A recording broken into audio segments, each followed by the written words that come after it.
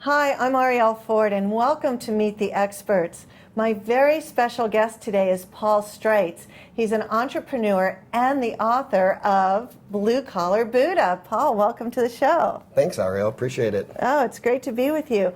So why don't you jump in and tell us a little bit more about who you are and what you do?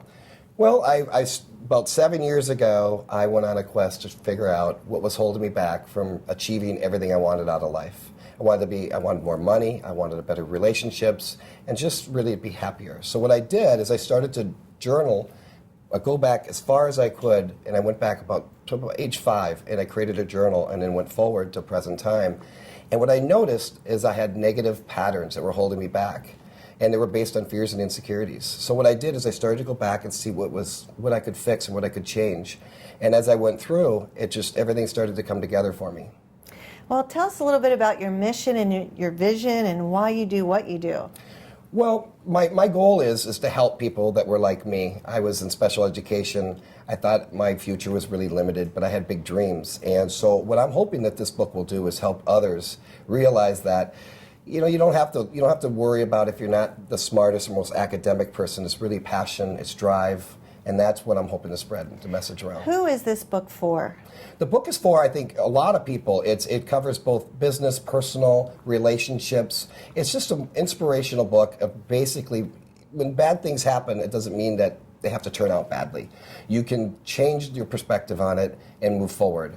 I'm a cancer survivor, had cancer twice, and instead of becoming a victim and letting that rule my life, I ruled it.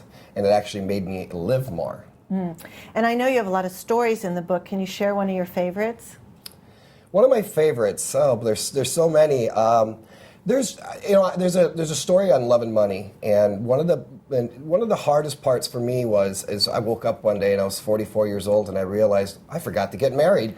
The same thing happened to me. And I was like, holy moly, what am I going to do? So what happened is now my whole perspective on relationships had to change, because obviously what I was doing before wasn't working. So I've met a wonderful person and we had a great relationship, but what I did is I let money get in the way.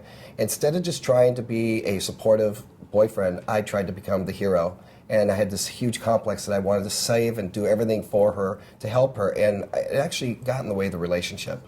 And that to me is it's a more recent story, and it meant a lot to me, because now I know that I have to let people grow on their own and just be supportive. Oh, that's really great. Yeah. Well, it sounds like you're on your way to getting married. How can people reach you and learn more about you?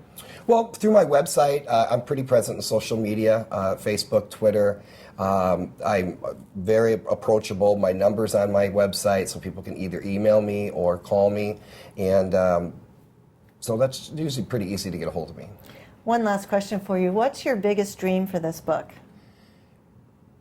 Have one person come to me and say it changed my life. Oh. I've felt this, and I was going through the same things, and your book helped me change my life. Oh, that's beautiful. Well, thank you so much for joining us today. You're welcome. Thank you.